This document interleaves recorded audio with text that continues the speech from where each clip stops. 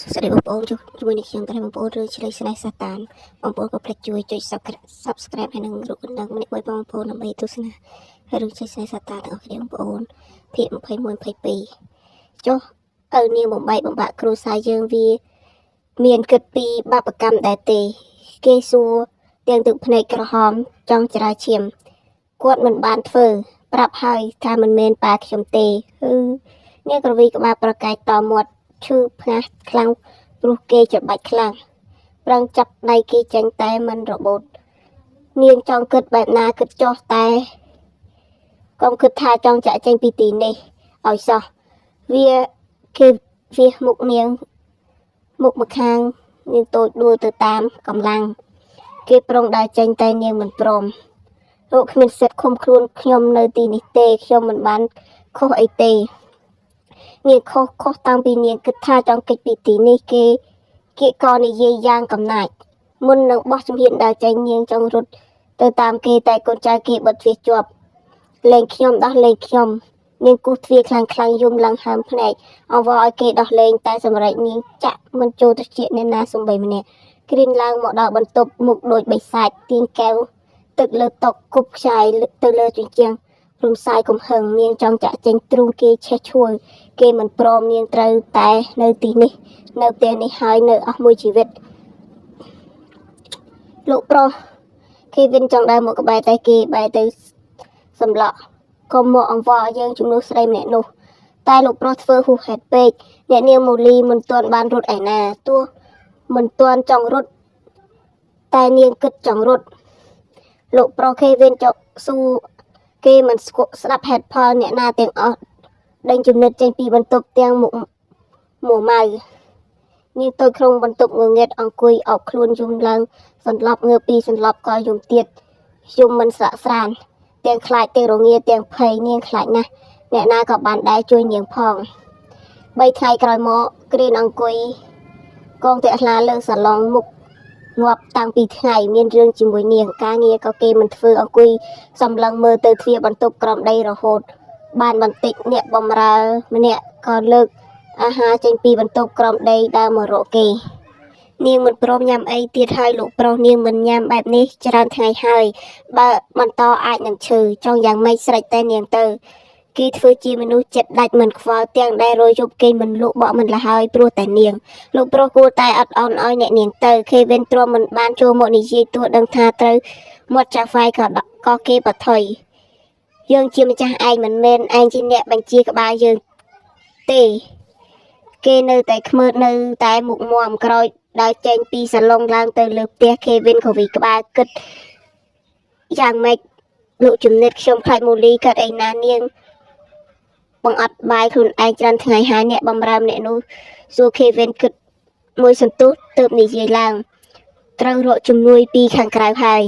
អាហ្វាដូអង្គុយផឹកតែក្នុងសួនច្បារគយគុណទេសភាពលេងតែពេលបានដំណឹងពីគេវិញគេបញ្ញាប់ស៊ូស្ទាទាញសោឡានទៅខាងក្រៅយ៉ាងលឿនយ៉ាប់ហើយចិត្តអានេះក្តៅជាងភ្លើងទៅទៀតមិនមែនប៉ះរលាកទេគឺប៉ះដឹងតែផេះអាហ្វាដូចង់ចាំបើកឡានអួនដូចផ្ទុះសំដៅទៅផ្ទះមិត្តភ័ក្តិមូលីនៅឯណាគ្រាន់តែគេឈានជើងចូលភ្លាមគេវិញក៏ទទួលបានសំណួរពីគេភ្លាមនៅបន្ទប់ក្រំដីជូនយើងទៅខាងនេះគេវិញនាំផ្លូវអាហ្វាដូអ្នកដើរតាមចំណែកគ្រីនជាអ្នកឈរមើលពីខាងលើមួយសន្ទុះក្រោយស្រាប់តែឃើញអាហ្វាដូ3កាយស្រុកស្ដឹងដើរចូលមកធ្វើឲ្យគេចងចិញ្ចាមស្រាប់ចិត្តស្រាប់តែជ្រុលចោះចុះទៅមើលនាងតែប្រឹងធ្វើរឹកហំដូចមិនខ្វល់ពេញចិត្តឯងហើយឬនៅអាគ្រីនអាហ្វាដូសួរទាំងខឹងនាងសន្លប់បញ្ញាប់ទៅរកពេទ្យទៅមករករឿងយើងហើយនាងដឹងខ្លួនណាចាំមើលឯងអាហ្វាដូដកដង្ហើមធំចង់បីនាងទៅរកពេទ្យតែគេចង់ចិញ្ចាំសួរទៅណាទៅពេទ្យមនុស្សសន្លប់ឯងមិនឃើញយកនាងទៅបន្ទប់គេវិញទៅហៅគ្រូពេទ្យគេបញ្ជាទាំងឈៀងជើងចុះទៅរកអាហ្វាដូឲ្យម្នេះគេបោះដៃទៅយកនាងកំប៉ះអាហ្វាដូមិនព្រមស្រីយើងឲ្យមកយើងគេសន្លក់មុខមិត្តបន្តិចអាហ្វាដូសន្លក់តបតែក៏ព្រមឲ្យមូលីទៅគេគ្រីនត្រកងកាយនាងល្អិតដែលស្រាវស្ងើខ្លួននាងក្តៅរួមដូចភ្លើងបបោមាត់ក៏ស្លេកស្លាំងក្នុងទ្រូងគេស្រាប់តែលូតញាប់អត់ព្រៀងដូចចង់ឈឺ នាងក្តៅខ្លួនណាស់អាហ្វាដូយើងប្រាប់បើដឹងមិនបញ្ញាប់យកនាងទៅជុតខ្លួនបញ្ចុះកម្ដៅអាហ្វាដូសួរគ្រីនមិនតបបីនាងសំដៅទៅក្នុងបន្ទប់នាងដាក់នាងលើគ្រែថ្នមអាហ្វាដូចង់លើដៃស្ទាបផ្លាស់នាងតែគេវាចាញ់កុំប៉ះថយឲ្យឆ្ងាយគេនិយាយទាំងដើរទៅបន្ទប់ទឹកយកកន្សែងជ្រលុកទឹកជូតតតែសួតមុំមកជូតឲ្យខ្លួននាងអ្នកថយគឺជាឯងទៅត្រូវពោះនាងឯងគឺជាអ្នកធ្វើបាបយើងទៅតែជាអ្នកសង្គ្រោះមិនបានធ្វើបាបនាងជាអ្នកធ្វើបាបខ្លួនឯងបើនាងមិនចង់រត់គេក៏មិនខឹងគេក៏មិនធ្វើបែបនេះដាក់នាងឯងមើលសភាពនាងទៅបើលេងតែបែបនេះនឹងច្បាស់ជាសោតែស្បែកដណ្ដប់ឆ្អឹងបាយ3ពេលសុទ្ធតែហូបបើរាល់ថ្ងៃតែនាងជាអ្នកមានយើងសួរតាមត្រង់ឯងធ្វើបែបនឹងដើម្បីអីសងសឹកគេជូតខ្លួនឲ្យនាងថ្នមជូតមុខជូតមាត់ជូតដៃជូតជើងអាហ្វាដូកវីក្បាលសម្ដីនៅអាហ្វ្រិកទង្វើនៅអឺរ៉ុប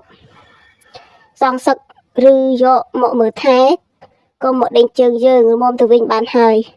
ខ្ពើមសម្ដីឯងណាអាហ្វាដូធ្វើភើយមុននឹងដើរចេញទៅវិញមិនចង់រំខានគ្រីនដាក់កន្សែងទៅម្ខាងយកដៃអង្អែលផ្ងាស់នាងថ្នមចិត្តគេគិតគេតែមិនដឹងត្រឹមគេចង់ធ្វើបែបនេះមិនត្រឹមតែអង្អែលគេនៅចាប់ដៃនាងយកមកថើបអារម្មណ៍ដែល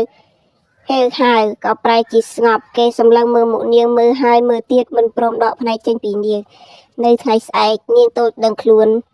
កំរើកត្របកភ្នែកឡើងថ្នមខណៈក្បាលឈឺសឹងតែប្រេះប្រឹងបើកភ្នែកសម្លឹងមើលពីដានខាងលើគ្រីនដែលអង្គុយមើលថែនាងមួយយប់ទៅភ្លឺមិនព្រមគេអង្គុយមើលនាងជាប់យ៉ាងមិនហើយស្លាប់ឬនៅរស់គេជ្រែងហៅប៉ៅសួរនាងធ្វើរឹកហមនាងប្រឹងបើកភ្នែកសម្លឹងមើលគេដឹងថាគេជាអ្នកណានាងចាប់ផ្ដើមញ័រត្របកភ្នែកហេតុវ័យមិនទុកឲ្យខ្ញុំស្លាប់នៅនឹងកន្លែងងងឹតនឹងទៅនាងញ័រមាត់សួរជួយធ្វើស្អីបើនាងស្លាប់បាត់មិនល្អទេមែនទេយើងខ្លាចសាកសពនាងរលួយស្អុយពេញផ្ទះយើងគេសម្លក់មុខនាងថ្លែជួយហើយមិនអរគុណតែមកនិយាយបញ្ចុះ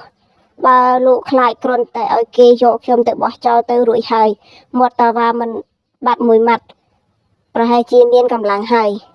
សម្រាប់ខ្ញុំទៅខ្ញុំមិនចង់នៅរស់ឃើញមុខលោកទេនាងក្តាប់ដៃណែនសម្ដីនាងធ្វើឲ្យគេច្រាឈាមខំផ្ងាស់ញួចមាត់ញញឹមដូចបិសាចកុំភ័យអីមុននឹងក្រោយយើងមិនទុកទេតែអ្នកទី1មិនមែនជានាងលោកចង់ធ្វើបាបអ្នកណាយើងក៏កំពុងតែគិតដូចគ្នាអ្នកណាមុនឪពុកឬគូដណ្ដឹងរបស់នាងគេសួរនាងតិចម៉ូលីញ័រទ្រូងតតាត់កុំធ្វើអីប៉ាខ្ញុំអញ្ចឹងនាងឲ្យយើងសម្រាប់គូដណ្ដឹងនាងមុនមែនទេគេអង្អែចង្ការសួរកុំប៉ះពាល់ពួកគេយើងប៉ះពាល់ឬមិនប៉ះពាល់គឺសាច់លើទង្វើនាងមកបានម៉ូលី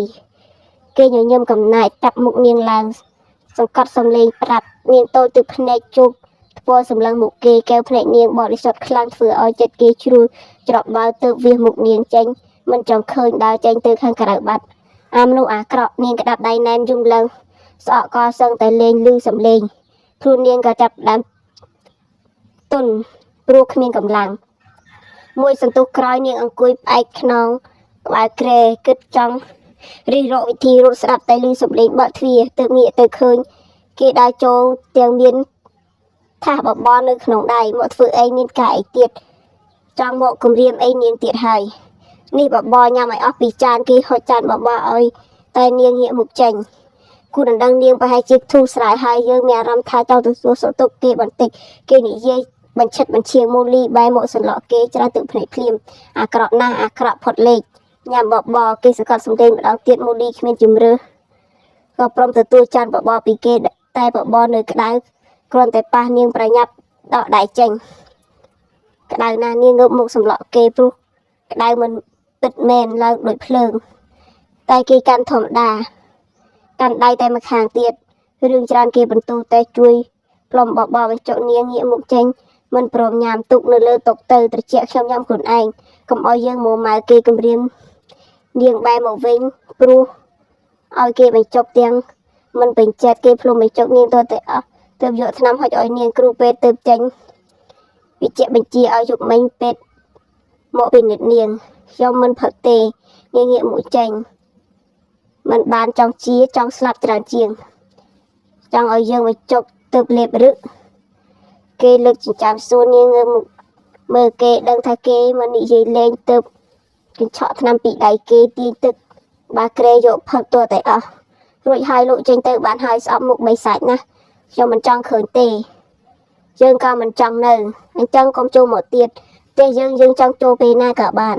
ថោកទៀតណាស់នាងជេរគេតែគេមិនខ្វល់លើកថាដើរចេញមិនភ្លេចគម្រាមទៀតចាសសូមអរគុណបងសម្រាប់ការទស្សនារឿងឆ្លៃស្នេហ៍សាតានភាគ21 22បញ្ចប់តែប៉ុណ្ណេះបងប្អូនអរគុណសម្រាប់ការទស្សនាវីដេអូរបស់នេះខ្ញុំចាអរគុណច្រើន